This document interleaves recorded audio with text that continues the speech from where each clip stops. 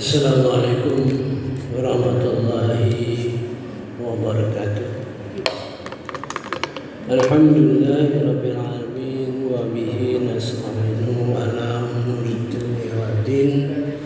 Allahumma shalli wa sallim ala nabiyyina Muhammad wa ala alihi wa ashabihi ajmain.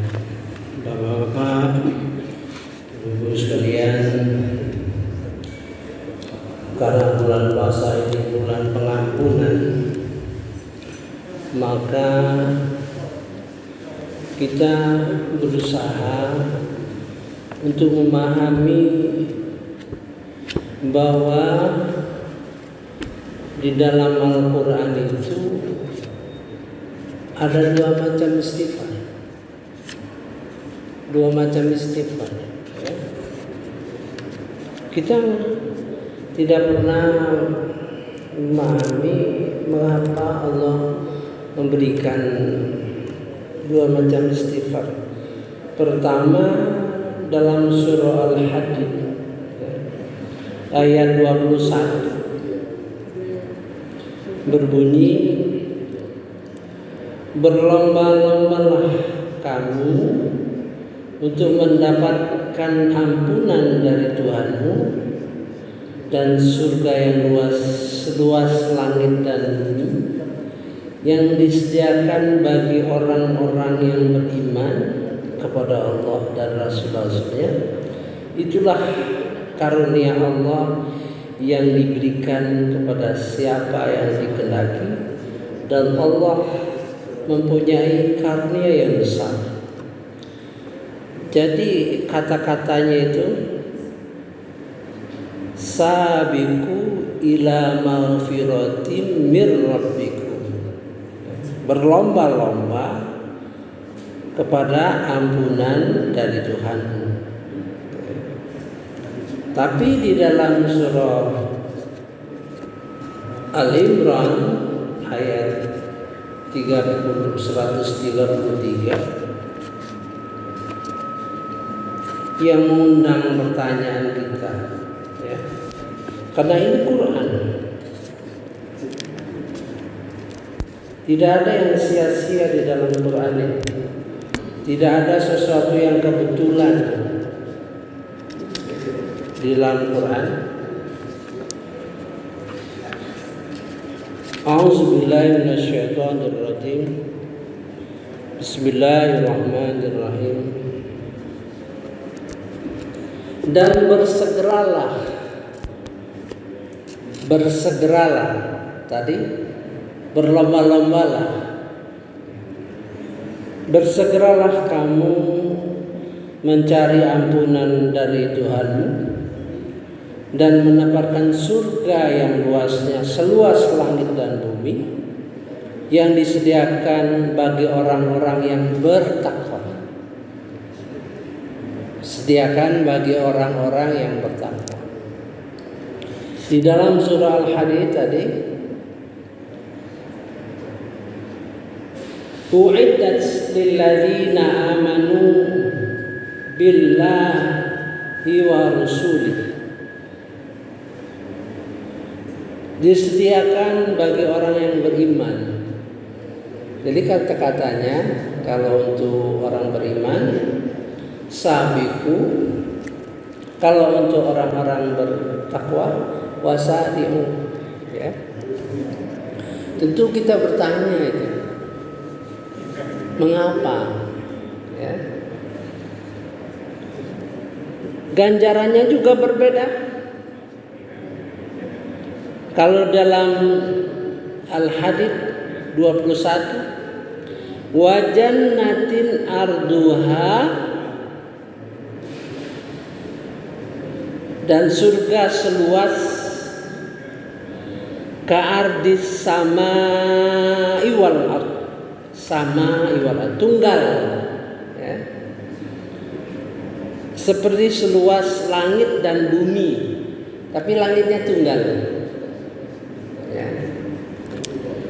Kalau di dalam Al-Imran, wajannatin arduha samawati wal ardh, semesta langit Kalau dikatakan langit berlapis 7, maka 7 lapis langit. Di dalam tafsir Al-Quran, di dalam memahami Quran, tidak usahkan beda kalimatnya, beda kata, huruf aja, huruf yang sedikit katakan lebih banyak dalam satu ayat itu menunjukkan kelebihan. Jadi kita lihat bahwa ampunan kepada Tuhan bagi orang takwa itu jauh pahalanya lebih tinggi daripada ampunan bagi orang beriman. Ya. Kalau begitu, istighfar yang aku lakukan ini apakah termasuk orang beriman atau orang takwa? Ya. Untuk mencari itu, mari lihat ayat-ayat di sekitarnya. Jadi memahami suatu ayat ya, yang akan diperjelas oleh ayat-ayat sekitarnya. Ya, dalam kondisi apa? Sehingga kita tahu struktur daripada istighfar itu, mana yang beriman, mana yang takwa, itu membuat hati kita gembira, ya. Hati kita bergembira melakukan istighfar karena kita tahu persoalannya itu. Ya. Maka kita perhatikan ayat 20. A'udzubillahi minasyaitonirrajim. Bismillahirrahmanirrahim. Ketahuilah, sesungguhnya kehidupan dunia itu hanyalah permainan dan senda gurau, perhiasan, saling berbangga-bangga di antara kamu, serta berlomba-lomba dalam kekayaan, anak keturunan seperti hujan. Baik, kita sampai situ dulu. Artinya istighfar untuk orang beriman itu berkenaan dengan kehidupan kita, ya. Bahwa kehidupan kita itu i'lamu annamal hayatud dunya.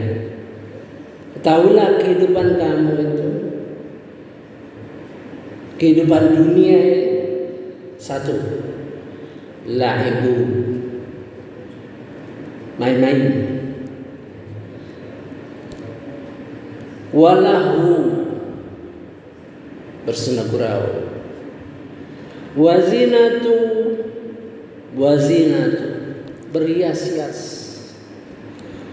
watafakhurun bainakum, saling bangga-bangga di antara kamu, watakasur, saling berlomba memperbanyak, ingin nomor satu, ingin paling hebat. Jadi tergambar kehidupan kita itu 5 tahap. Oh, waktu suka main-main masih kecil-kecil, ya, masih. Kalau senda gurau pada masa-masa yang remaja gitu. Wazinatu, yang berhias, punya mobil baru, punya rumah baru, ya. Kalau tetangga ngecat rumah, terpikir kalau kita mau ngecat rumah juga, itu yang berlomba-lomba, ya. Watakatsur, yang paling parah. Ini sangat erat dengan surah At-Takatsur, di mana kita ingin nomor satu, walaupun melakukan kebohongan, walaupun melakukan kecurangan. Pokoknya aku mau jadi wali kota, Aku jadi gubernur walaupun melakukan tipuan-tipuan. Aku pengen jadi presiden. Ya. Bahaya bagi kehidupan seperti itu, berbahaya. Mari kita kenang, ya, kalau istighfar itu syaratnya. Kita belajar dari Nabi Adam. Dia ingat selalu kesalahan-kesalahannya, sehingga kita tahu doa dia, bagaimana dia beristighfar. Rabbana zalamna anfusana wa illam taghfir lana wa tarhamna lanakuna minal khasirin. Ya Tuhan kami, Rabbana zalamna, kami menzalimi diri kami. Kalau seandainya tidak Kau ampuni, tidak Kau beri rahmat, maka kami akan menjadi rugi. Rugi itu dalam bahasa, di dalam Quran itu terjemahan rugi. Kalau kita dengar bahasa Indonesia kayaknya enteng aja itu. Rugi, nggak untung. Tapi itu persoalan nanti di akhirat nanti ada dua saja. Kalau enggak untung, rugi. Kalau enggak masuk surga, masuk neraka. Jadi demikian berat sebetulnya pengampunan itu. Yang kita harapkan di dalam bulan ini, ampunan daripada Allah Subhanahu wa taala itu yang merupakan tujuan daripada ibadah puasa kita. Ada dua tujuan, ya, kemarin saya sudah sampaikan. Satu, tujuan untuk takwa, kemudian tujuan mendapat pengampunan. Dua hal yang berbeda, dua hal yang pada struktur di dalam Quran itu berbeda. Satu berada di dalam surah Al-Qari'ah, saya kemarin Al-Qari'ah. Satu di dalam tujuan yang paling mulia kita, inna akramakum indallahi atqakum. Sesungguhnya orang yang paling mulia di sisi Allah itu adalah orang yang paling takwa, gitu ya. Saya sudah sampaikan bahwa sementara ini kita menemukan 7 tingkatan takwa. Ya. Mudah-mudahan kita bersemangat untuk menaiki tangga-tangga roib, tangga-tangga yang tidak kelihatan. Ya. Saya sudah sampaikan bagaimana mengerti ketujuh langkah kemarin itu. Satu di dalam surah Al-Baqarah ayat 15 merupakan dasar daripada takwa pertama, karena cara mencarinya ada kata-kata dzalikal kitabul la raiba fi hudal lil muttaqin. Ini kitab tidak ada keraguan lagi, petunjuk bagi orang takwa. Itu satu pegangan. Kemudian kita perhatikan kata-kata di dalam surah Al-Baqarah ayat 1 sampai 5. Kata-katanya, seluruh kata-katanya ya, kata per kata, hanya 3 kata yang real. Real artinya kata-kata seperti Al-Quran itu real. Kita bisa lihat orang baca Quran, kita bisa belajar Al-Quran, kita bisa membaca Al-Quran, kita bisa mentadabbur Al-Quran, ya. Kemudian sholat, kita bisa melakukan sholat, belajar sholat. Kemudian infak. Oh, kalau begitu kata-kata yang lain, ya, kata-kata yang lain itu masih konsep, masih bisa dipahami sepanjang kita mempelajari Al-Quran, ya. Jadi seperti wabil akhirati hum yuqinun, dan kepada hari akhirat dia yakin.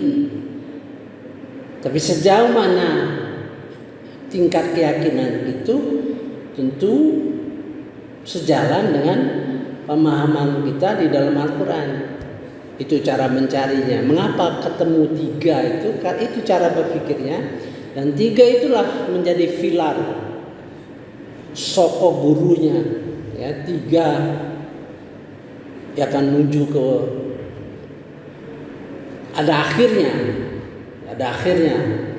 Kalau Al-Quran tujuan akhirnya insya Allah kita menjadi orang yang diwariskan Al-Quran kepada kita. Mudah-mudahan ya. Allahumma ja'alna minhum. Allahumma ja'alni minhum. Rasulullah selalu berdoa kalau dia ketemu berita gembira itu ada terminal akhirnya. Jadi awal akhir. Itu di dalam surah Fatir ayat 32. Terakhir. Mudah-mudahan Al-Quran. Jadi kita belajar Al-Quran itu ada akhirnya. Akhirnya itu diwariskan kepada kita. Nanti di dalam itu ya, apakah kita betul-betul ada tanda-tanda diwariskan Al-Quran itu kepada kita? Di situ tanda ayat-ayat itu. Ya. Kemudian sholat. Ada akhirnya, ada prestasi yang paling tinggi, yaitu sholat khusyuk. Di dalam surah Al-Mu'minun ayat 2. Oh, ada akhirnya gitu. Infak ada akhirnya juga. Infak yang membuat kita sadar bahwa orang kafir pun, orang yang memusuhi Islam pun berinfak dengan kata-kata yang sama. Dia pakai kata infak juga. Innal ladzina kafaru yunfiku, sama kita, kata-katanya bersama. Tapi infak yang mereka lakukan itu bertujuan menghalangi umat Islam dari menjalankan agamanya. Nah, artinya infak itu sampai pada tahap kita sadar bahwa kita melakukan infak itu dalam rangka berjuang untuk melawan infaknya orang kafir. Contohnya yang saat ini sedang berlaku ya, mereka menggelontorkan banyak dana untuk menghidupkan kaum liberal. Mereka menggelontorkan banyak dana untuk terwujudnya LGBT. Dia menggelontorkan banyak dana untuk menghidupkan komunisme di Indonesia. Itu. Jadi jauh 3 itu punya ada startnya, ada akhirnya. Jadi untuk mencapai itu ada tahapan. Nah, kembali ke sekarang itu sekadar menghubungkan tausiah saya yang lalu. Sekarang mari kita renungkan istighfar itu. Kadang-kadang kita berbaring di rumah ya. Ingat masa muda kita dulu, masa kecil kita, masa remaja. Ingat dosa-dosa kita. Ya. Nah disitulah istighfar. Istighfar itu bukan membaca istighfar. Astagfirullah. Enggak begitu. Istighfar itu termasuk kategori zikir. Ya. Paling tidak 2 poin. 1, kita ucapkan dengan ucapan sambil kita ingat apa dosa-dosa kita dulu, ya, dosa-dosa yang telah lakukan, dulu pernah nipu orang, dulu pernah korupsi, kita ingat itu sambil nangis, ya. Pernah menyingkirkan orang untuk mendapat jabatan, gitu. Nah itu harus diselesaikan, ya. Walaupun mungkin nggak ada duitnya sekarang ini, kita udah habis, tapi ya Allah, mudah-mudahan aku ada rezeki, ya Allah berikan aku rezeki untuk membalasnya, menghapusnya. Nah itu istighfar yang demikian itulah masuk kategori yang beriman. Mengapa beriman? Karena digariskan, diberi petunjuk pada masa laibu walahu wazinatu watafakhurum bainakum watakasur, seluruh, ya. Itu kategori istighfar atau tobat berkenaan dengan urusan orang yang beriman. Nah, mari kita lihat, ya.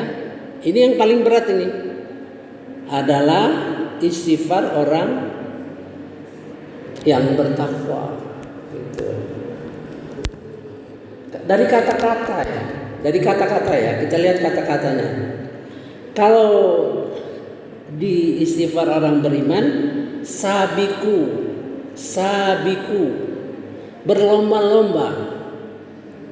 Kalau orang yang bertakwa, wasari'u, ya, wasari'u. Kata-kata berlomba biasanya banyak orang, ya. Kesalahan-kesalahan, khilafan-khilafan yang dilakukan banyak orang. Jadi dia berlomba-lomba. Banyak orang di situ masih berlomba-lomba. Kalau di sini di Al-Imran 133, wasari'u artinya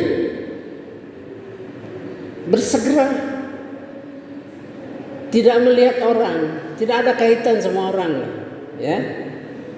Bagi orang bertakwa itu, nah kita lihat bagaimana orang takwa itu kalau digoda, ya.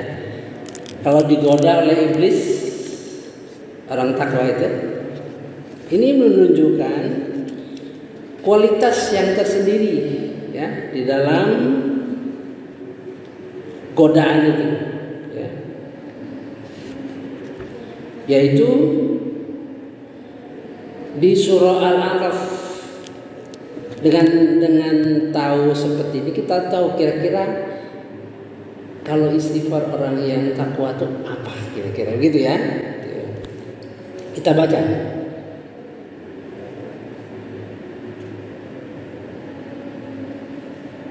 A'udzubillahi minasyaitonirrajim. Bismillahirrahmanirrahim.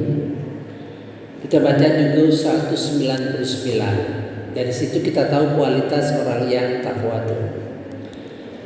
Jadilah pemaaf dan suruhlah orang mengerjakan yang ma'ruf, serta jangan pedulikan orang-orang yang bodoh.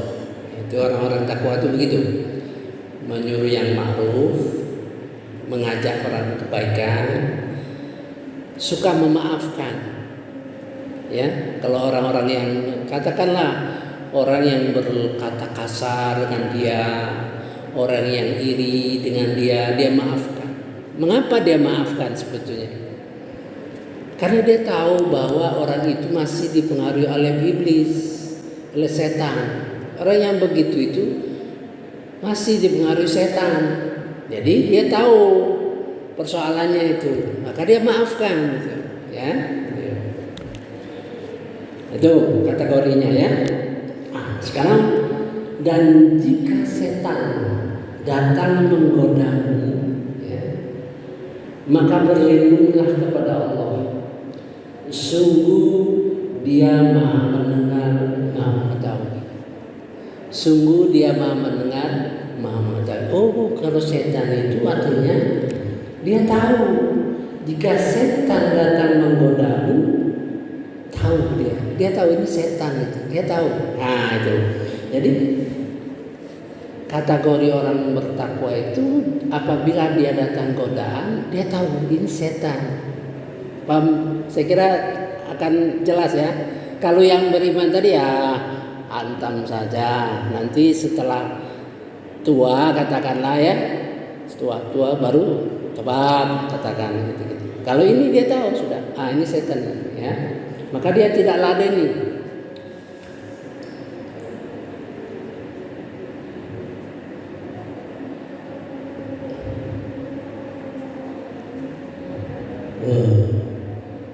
Ya, wa imma yanzaghun, maka apabila jika diganggu setan minasyaiton ya,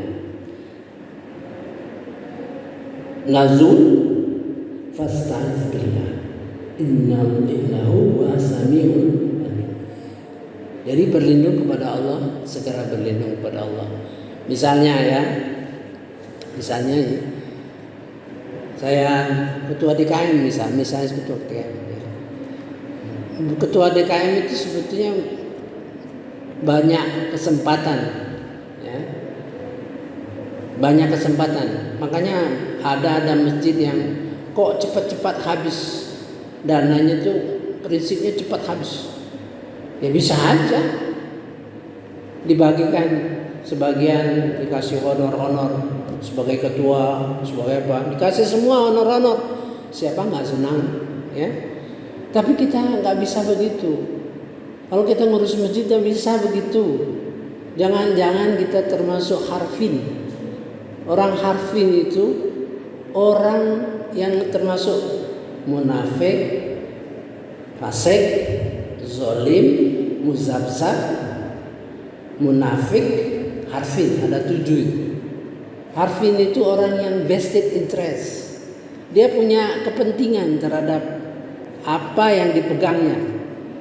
Di dalam agama ada orang seperti itu. Nah itu berbahaya tuh. Termasuk yang 7 tuh. Cuman kategori harfin ini tidak ditonjolkan karena ayatnya 1. Ayatnya cuma 1, ya.